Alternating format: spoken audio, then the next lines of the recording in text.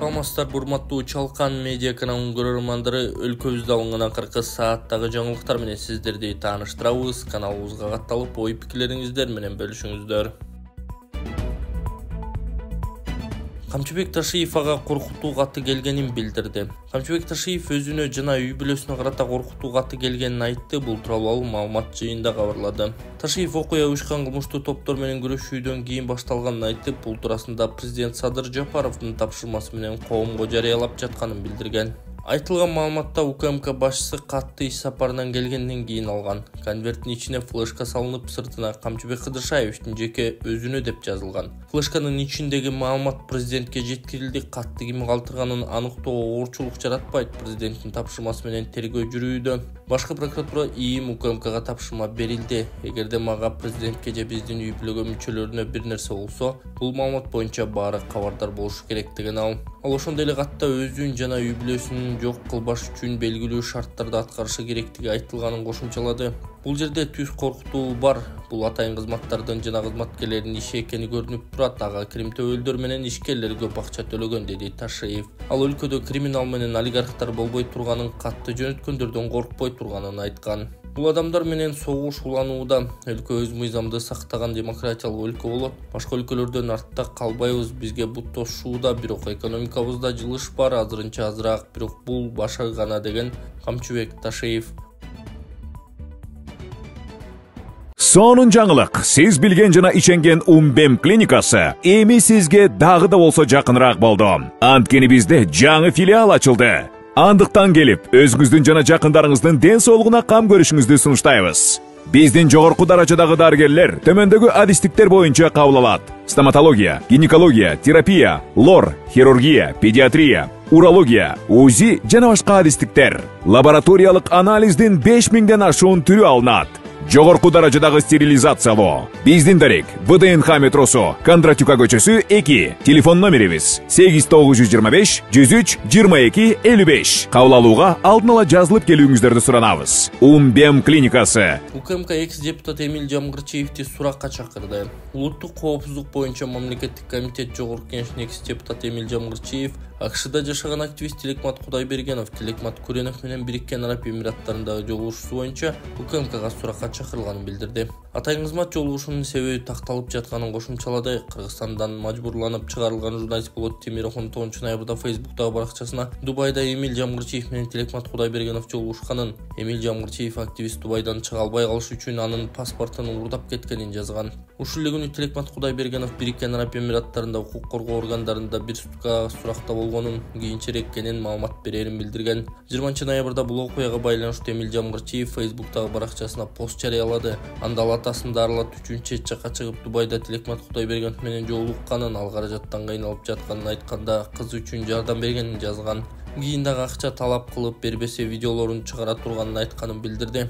Бишкектин 1-Май райондук соту Эмиль Жамгырчиевке сот 13 ноябрда чет жакка чыкканга уруксат бергенин кабарлады. 2023-жылы 27 декабрда ошол кездеги башкы прокурор Курман Кузулушев Эмиль Жамгырчиевди кылмыш жообуна тартууга парламенттен уруксат сураган. Ага кылмыш жаза кодексинин мамлекеттик чек арадагы мыйзамсыз өтүү беренеси менен иш козголгон. Быйыл 10 январда парламент аны кылмыш жоопкерчилигине тартууга уруксат берген. 24 январда 1-Май райондук соту Эмиль Жамгырчиевдин бөгөт чарасын карап, аны 26 февралга чейин улуттук коопсуздук боюнча мамлекеттик комитеттин тергөө абагына камакка алган. 2 февралда кайра үй камагына чыгарган. Ушул эле күнү Борбордук шайлоо комиссиясы Жамгырчиевдин арызын негизинде аны депутаттык мандатынан ажыраткан. Акыркы жылдары АКШда жашап жаткан активист Тилекмат Кудайбергенов социалдык тармактарда азыркы бийликти сындап келет. Аны Бишкектин Свердлов райондук соту 2020-жылы 1,5 жылга абакка кескен. Сот аны кылмыш жаза кодексинин бийликти күч менен басып алууга ачык чакырыктар, шайлоочулардын добуштарын сатып алуу беренелери менен күнөөлүү деп тапкан. Активист жаза мөөнөтүн өтөп бүткөнүнө байланыштуу 2022-жылы эркиндикке чыккан. Тилекмат Кудайбергенов коюлган айыптарды четке каккан. Нарынбек Сатыбалдиев кум төргөн жайында дагы 30 жылга чейин алтын казылат. Кыргыз геология кызматынын башчысы Нарынбек Сатыбалдиев Спутник радиосуна берген маегинде кум төргөн жайынан дагы 30 жыл алтын казылаарын айтты. Ошондой эле Нарынбек Сатыбалдиев 2023-жылдын февраль айынан тартып кум төргөн жайында жер астынан алтын казуу долбоору башталып, жакынкы жылдары толук кандуу алтын казуу иши башталаарын кошумчалады. Президент Жапаров мугалимди басмырлаган аял боюнча үн катты. Президент Садыр Жапаров Бишкектин номер 57 мектебинде окуучунун энеси менен мугалимдин ортосундагы чатак боюнча үн катты. Өлкө башчы 20 ноябрда мектепке чейинки жана жалпы билим берүү уюмдарынын педагогикалык кызматкерлери үчүн ар жылдык республикалык конкурстун жыйынтыгы менен сыйлыктарды тапшыруу иш-чарасында сүйлөдү.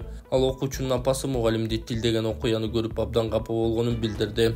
45 мүнөттүк сабакта ата-эне директор эмес, керек болсо министрдин да токтотууга укугу жок. Ал эми жогорудагы окуяда сабак үзгүлтүккө учураганын аз келгенсип, мугалим деген улуу аттын кадыр баркы тебеленип, мугалим болом деген канча окуучунун ушагы сынганы көрүнүп турат. Мындай түркөйлүккө эч жерде жол берилбеши керек, деди президент.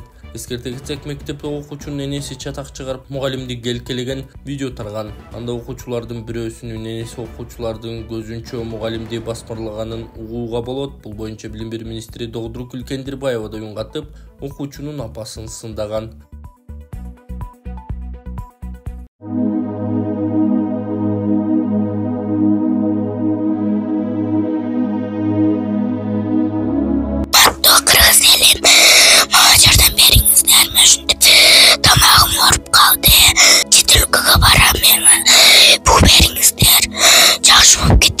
Эгер колуңуздардан келсе дагы жардам берип коюңуздар. Өтө оор шарттабыз. Азырда дам кысылып, тезирээк барып операция кылдырышыбыз керек. Чет өлкөгө $45,000 сурап атат. Чет өлкөгө апарыш үчүн ол каражат бизде жок. Эгер колуңуздардан келсе жардам берип коюңуздар. Сиздерден сураныч. Диагнозу голосовой гортани деп чыккан. Тамагыда бул сүйлөй турган голосойдо. Ушул өскөндө сүйлөй албай калат. 1 метр жерге да ушу угулбай калат. Бир ан жерде калып кетеби деп коркомун. Үнү да чыкпайт. Мектепке барса балдар камситация, сакоосу жакшы сүйлөй албайсың деп. Ошо кызым элдин арасына кошулуп кыз болуп кетиш үчүн жардам берип коюңуздар. Өтө суранам сиздерден. $45,000 керек чет өлкөгө апарганы. Үй жайларыбызга эч нерсебиз калбады. Сиздерден сураныш, жардам берип коюңуздар. М-банк Анаркан деп чыгат, Сбербанк Гүнназик деп чыгат. М-банктагы номерге чалсаңыздар тактап мен өзүмдө болот. Сураныш, сиздерден жардам берип коюңуздар. Жакшы болуп кетсин деп Кудайдан түнү күнү Кудайдан тилеймин. Битте кызым бар. Ошо кызым үчүн жардам берип коюңуздар. Улуттук филармониядагы музыкалык аспап 9 миллион сомго оңдолду. Токтогул Сатылганов аттындагы Кыргыз улуттук филармониясындагы музыкалык аспап 9 миллион сомго калууда келтирилди. Каражат республикалык бюджеттен бөлүнгөн. Бул тууралуу Маданият, маалымат, спорт жана жаштар саясаты министрлиги кабарлады. Бул аспап маданий жашоонун маанилүү бөлүгү болуп эсептелет. Бүгүн анын презентациясы болду. Органды калыбына келтирүү жана ремонттоо иштери Москвадан келген жогорку квалификациялуу адистер тарабынан жүргүзүлдү. Презентациянын жүрүшүндө адистер жаңыртылган органда музыкалык чыгармаларды аткарып, анын өзгөчө үнү менен тааныштырышты деп айтылат маалыматта. Министр Алтынбек Максутов аспапты концерттик жана билим берүү программаларында активдүү пайдалануу боюнча сунуштарды берди. Орган биздин музыкалык маданиятыбыздын жана тарыхыбыздын символу болуп саналат. Аспаптын уникалдуу үнүн сактап калуу менен катар классикалык музыканы өнүктүрүүгө жаңы мүмкүнчүлүктөрдү ачып жатабыз, деди министр. Улуттук филармониянын органы мындан жарым жыл мурун орнотулган жана көп жылдар бою концерттик программалардын ажырагыс бөлүгү болуп келген. Аны калыбына келтирүү филармониянын репертуарын кеңейтүүгө, уникалдуу органдык концерттерди кайра жандандырууга жана классикалык музыкага болгон кызыгууну арттырууга шарт түзөт.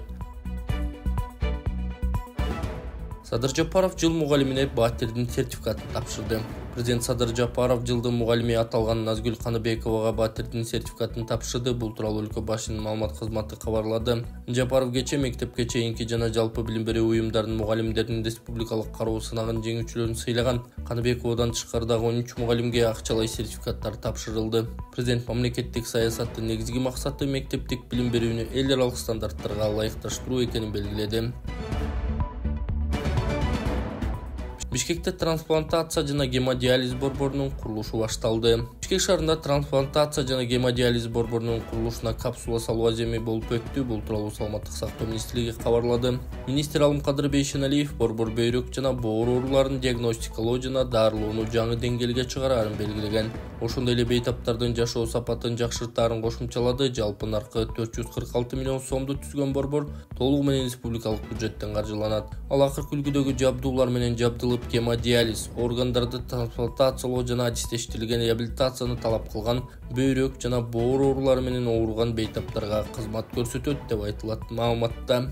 Мекеменин түзүмүндө нефрология, гемодиализ, гепатология, трансплантология бөлүмдөрү, ошондой эле генетикалык жана биохимиялык изилдөө лабораториясы да болот.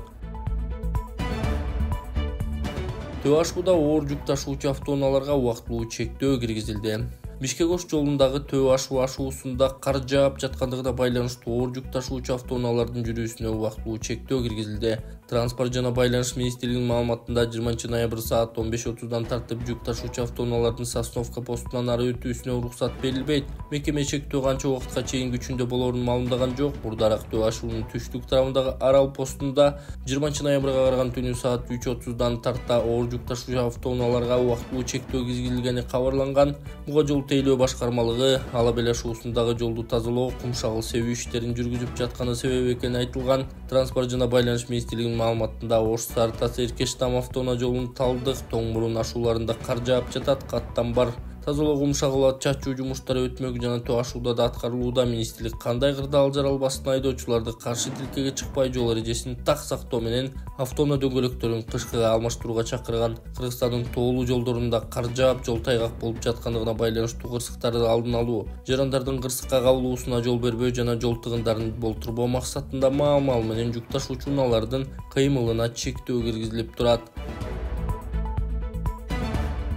Кытай элчисинин дипломатиялык миссиясы аяктады. Тышкы иштер министри Жээнбек Кулбаев Кытайдын Кыргызстандагы элчиси Ду Дэвенди өлкөдөгү дипломатиялык миссиясынын аяктыгына байланыштуу кабыл алды. Бул тууралуу аталган министрликтен билдиришти. Жолугушууда Кулбаев Ду Дэвен эки өлкөнүн стратегиялык өнөктөштүгүн арттырууга чоң салым кошконун, бир катар маанилүү иш-чаралар, өлкө башчыларынын сапарлары уюштурулганын белгилеген. Ду Дэвен Кулбаевке Кыргызстанда иштеп жаткан мезгилде көрсөткөн көмөгү жана колдоосу үчүн ыраазычылыгын билдирген. Кытай элчилиги Кыргызстандагы социалдык долбоорлорго жигердүү катышканын, ал эки өлкөнүн элдеринин ортосундагы ынак коңшулук, достук жана кызматташтыкты бекемдөөгө өбөлгө түскөнүн айткан. Андан тышкары министр менен элчи соода-экономикалык, инфраструктуралык долбоорлорду ишке ашыруу маселелерин талкуулашкан. Эскерте кетсек, Ду Дэвен 2010-жылы Кытайдын Кыргызстандагы элчиси болуп дайындалган.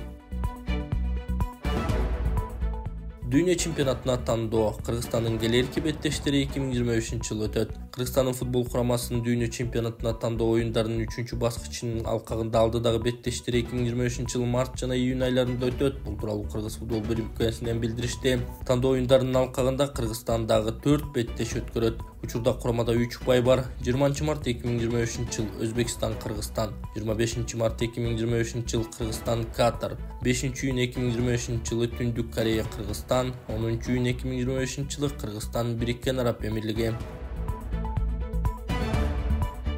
Быйыл 10 айда Өзбекстанга Кыргызстандан 1 миллион 87 миң киши барган. Быйыл 10 айда Өзбекстанга Кыргызстанда 1 миллион 870 миң турист барганын коңшу мамлекеттин статистика агенттиги билдирди. Аталган мекеменин маалыматы боюнча жыл башынан бери октябрь айына чейин аларга 6,5 миллион турист келген. Эң көп саякатчы Тажикстандан барган. Экинчи орунда Кыргызстан турат.